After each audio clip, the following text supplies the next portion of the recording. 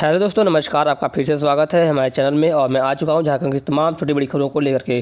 दोस्तों, वहीं पहली खबर निकल आई है झारखंड के मुख्यमंत्री की तरफ से। झारखंड के मुख्यमंत्री हेमंत सोरेन ने तमिलनाडु से मुक्त हुई झारखंड की 22 महिलाओं को, युवतियों को नियुक्ति पत्र सौंपा है। और नियुक्ति पत्र के साथ राज्य के टेक्सटाइल सेक्टर से 18,000 युवा जोड़ने की बात कही गई। बता दें कि तमिलनाडु से मुक्त लगाई गई झारखंड की 22 युवतियों के मुख्यमंत्री हेमंत सोरेन ने और रामांझी स्थित कुल्ली इंडस्ट्रियल एरिया के मेंबर से किशोर एक्सपोर्ट्स में नियोजन को लेकर के नियुक्ति पत्र सौंपा गया है। बता दें झारखंड में कपड़ा उद्योग में व्यापक संभावनाएं हैं। आने वाले कुछ दिनों में इस सेक्टर में करीबन 8,000 युवाओं का रोजगार जोड़ने से लक्ष्य रखा गया है। मुख्यमंत्री ने अरविंद ग्रुप ऑफ कंपनीज की ओर से 1 लाख N95 मार्क्स उपलब्ध करने के लिए सिलसिले के लिए लेटर ऑफ एंडरमेंट भी सौंपा गया है। कार्यक्रम में एसोसिएशन ऑफ अप्रैल्स एसोसिएशन की ओर से मुख्यमंत्री को स्मृति चिन्ह भी प्रदान किया गया। वहीं तो दूसरी खबर क्या है, चुनावी सभाओं में टूट रहे हैं नियम। नेताओं की लापरवाही से आम लोगों पर जुर्माना लगा जा रहा है। कोरोना संक्रमण को लेकर के जारी गाइडलाइंस का उल्लंघन करने पर आम लोगों के व्यावसायिक प्रतिष्ठानों में कार्रवाई हो रही है। बिना मास्क के घूमने वाले से जुर्माना वसूला जा रहा है। 2,000 से ज़्यादा लोगों का चालान काट चुका है, जिनमें से जुर्माना भरना होगा। सिर्फ राजधानी में जब अब तक 5 लाख रुपए से ज़्यादा जुर्माना काटा जा चुका है, तो वसूला जा चुका है। तो राजधानी में पिछले 2 महीने से 398 दुकानों का सील भी किया चुका है। भीड़ भाड़ के मद्देनजर सरकार की ओर से विशेष गाइडलाइन जारी की गई है। इसकी ओर से दुमका व बेरमो में होने वाले उपचुनाव में प्रचार अभियान के आपातकाल में कोरोना बचाव के लिए प्रोटोकॉल टूट रहे हैं और जारी गाइडलाइंस की धज्जियां उड़ रही है। इसके बावजूद भी राजनीतिक दलों उनके नेताओं और कार्यकर्ताओं पर किसी तरह की कार्रवाई अब तक नहीं हुई। बता दें कि यहाँ पे चुनावी माहौल है और चुनावी माहौल में कोई भी गाइडलाइन की पालन नहीं हो रही। इसकी वजह से सरकारें और चौपालों पर बहुत सारी भीड़ लग रही है, जिसकी वजह से आज कोरोना वायरस फैलने की संक्रमण की दुनिया में कहीं ना कहीं एक तरह से गाइडलाइन का उल्लंघन किया जा रहा है।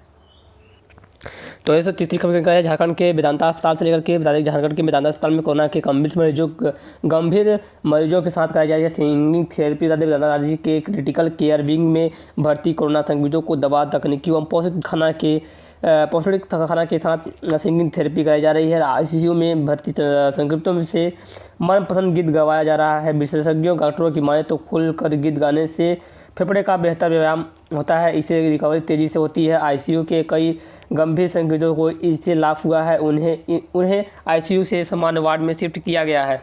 डॉक्टरों का कहना है कि कोरोना संक्रमितों को जानलेवा वायरस का भय होता है, तो डरता है। इसी प्रकार को अलग होने का काम भी जिंदगी की मायूसी का छा रहा है। इसकी वजह से नकारात्मक ख्याल भी आते हैं। इसकी वजह से सिंगिंग थेरेपी दी जा रही है झारखंड के कोरोना मरीजों को लेकर के। तो वहीं दोस्तों चौथी खबर लेकर क्या रही है, झारखंड कोरोना पॉजिटिव लोगों को लेकर के मंगलवार को झारखंड में 542 नए कोरोना पॉजिटिव मिले हैं। वहीं 605 नेगेटिव हुए हैं। 7 संक्रमितों की मौत हो चुकी है। इनमें से रांची में 2, बोकारो, धनबाद, जमशेदपुर, खूंटी व सरायकला में एक मरीजों की मौत हो गई है। इसके साथ ही राज्य में अब तक 849 लोगों की मौत हो चुकी है। कुल संक्रमित 97,414 हो चुके हैं और इनमें से 90,385 स्वस्थ हो गए हैं। राज्य में एक्टिव केस 6,180 बचे हुए हैं। झारखंड के और बिहार में कोरोना संक्रमण दर को प्रतिशत में बदले गए। झारखंड में और बिहार में कोरोना संक्रमण की दर 2% से नीचे हो गई है। 12 से 18 अक्टूबर के बीच स्वास्थ्य विभाग की साप्ताहिक रिपोर्ट के अनुसार झारखंड, उत्तर प्रदेश, असम, बिहार और मिजोरम ऐसे राज्य हैं जहां संक्रमण दर 2% से नीचे हो रही है। संक्रमण दर प्रति 100-150 में मिलने वाली पॉजिटिव मरीजों को औसत से निकली जाती है। रिपोर्ट के अनुसार देश में संक्रमण 5.96% है और वहीं झारखंड समेत इन राज्यों को देश के राष्ट्रीय औसत से आधे से भी कम सक्रिय मिल रहे हैं। झारखंड में संक्रमण दर 1.84% है। वहीं यूपी में 1.5%, असम में 1%, बिहार में 1.01% रखा गया है। तो वैसे तो खबर का झारखंड के मौसम विभाग तरफ से बताया मानसून में वापसी में देरी हो चुकी है और 23 तारीख के बाद आप लोगों को 22 घंटों को मिलती है। बंगाल की खाड़ी से बार बार निम्न दबाव आ रहा है और क्षेत्र में आ रहा है। इस कारण हवा का रुख नहीं बदल पा रहा है। हवा का रुख बदलने के कारण मानसून की वापसी नहीं हो रही है। अब वापसी के संकेत मिलने लगे हैं। 2 से 3 दिन में मानसून झारखंड से वापस हो सकता है। झारखंड में आमतौर पर मानसून की वापसी अक्टूबर के दूसरे सप्ताह 10 से 15 अक्टूबर तक हो जाती है, लेकिन इस बार 22 से 23 अक्टूबर के बाद ही मानसून वापसी की उम्मीद रखी जा रही है। 22 अक्टूबर से एक बार फिर बंगाल की घाटी में लो प्रेशर बन रहा है। इस कारण मानसून के वापस होने की उम्मीद इसके बाद भी संभव हो रही है।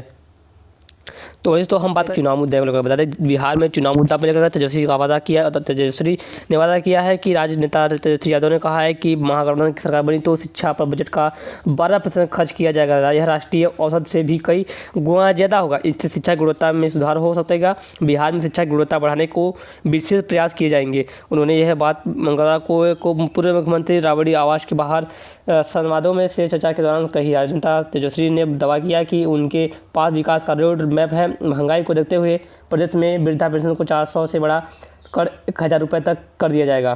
प्रसार को लेकर बता दें, बिहार में राजा नड्डा, योगी समेत कई नेताओं की आज सभाएं होंगी। जाने कहाँ होंगी, समय तरतीब की तरफ बढ़ता जा रहा है। वैसे से भाजपा के स्टार प्रचारकों का दौरा तेजी से बढ़ जा रहा है।